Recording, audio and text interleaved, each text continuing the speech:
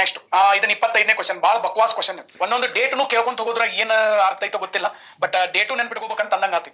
Okay, ಇವು ಯಾವ ಉದ್ದೇಶಗಳಿರ್ಬೇಕು, ಪ್ರತಿಯೊಂದು ಕ್ವಶನ್ ಹಿಂದೆ ಒಬ್ಬ ಬೆಸ್ಟ್ AC, ಒಬ್ಬ ಬೆಸ್ಟ್ DYSP, ಒಬ್ಬ ಬೆಸ್ಟ್ ತಹಶೀಲ್ದಾರನ್ನ ಹೆಕ್ಕಿ ತೆಗೆಯುವಂತ ಒಂದು ಒಂದು ಒಂದು ಅದ್ರೊಳಗಡೆ ಐಡಿಯಾಲಜಿ ಇರಬೇಕು. ಬಟ್ ಇಲ್ಲಿ ಬೈಪಾಟ್ ಮಾಡಿದವ್ರನ್ನ ಹೆಕ್ಕಿ ತೆಗೆಯುವಂತ ಕ್ವಶನ್ಗಳು ಬಂದ್ಬಿಟ್ಟಿದ್ರು. ಓಕೆ, ಇವೆಲ್ಲ ನಮ್ಮ ಕರ್ನಾಟಕ ಇತಿಹಾಸದಲ್ಲಿ ನಡೆದಂತ ಅತ್ಯಂತ ಪ್ರಮುಖ ಘಟನೆಗಳು. ಇಲ್ಲೇನ್ ಮಾಡ್ಯಾನಪ್ಪ ಅಂದ್ರೆ ಶಿವಪುರ ಧ್ವಜ ಸತ್ಯಾಗ್ರಹ 9 ಏಪ್ರಿಲ್ ಐತಿ, ಅದನ್ನ 11 ಮಾಡ್ಯಾನ. ಓಕೆ, ಈಸೂರು ದುರಂತ ಸೆಪ್ಟೆಂಬರ್ 28 ಐತಿ, ಅದನ್ನ 8 ಮಾಡ್ಯಾನ. ಓಕೆ, ಬಹಳ ಬಕ್ವಾಸ್ ಕ್ವಶನ್. ಓಕೆ, B ಮತ್ತು D ತಪ್ಪಿದವು, ಅಂದ್ರೆ C ಕರೆಕ್ಟ್ ಆಗಿದೆ, A ಕರೆಕ್ಟ್ ಆಗಿದೆ. A ಮತ್ತು C ಎರಡು ಹೇಳಿಕೆಗಳು, ಮತ್ತೆ ಇಲ್ಲಿ ನೋಡಿ ಎರಡು ಹೇಳಿಕೆಗಳು, ಕೇವಲ 2. Okay, so 25 2. ಓಕೆ, ಸೊ ಈ ರೀತಿ ಕೂಡ ಕೆಲವೊಂದಷ್ಟನ್ನು ಮಾಡಿದನ. ಓಕೆ, ಕರ್ನಾಟಕದ ಕೆಳಗಿನ ವ್ಯಕ್ತಿಗಳಲ್ಲಿ ಯಾರು ಭಾರತೀಯ ಸ್ವಾತಂತ್ರ್ಯ ಚಳವಳಿ ಮತ್ತು ಕರ್ನಾಟಕ ಏಕೀಕರಣಕ್ಕಾಗಿ ಹೋರಾಡಿದ್ರು?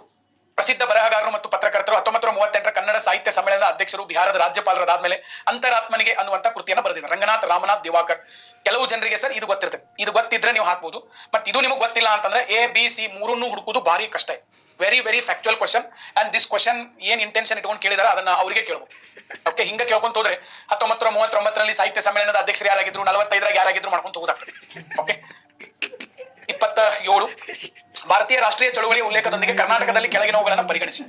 38ರಲ್ಲಿ ಶಿವಪುರದಲ್ಲಿ ಕಾಂಗ್ರೆಸ್ ಅಧಿವೇಶನ ಮಂಡ್ಯ ನಡೀತು.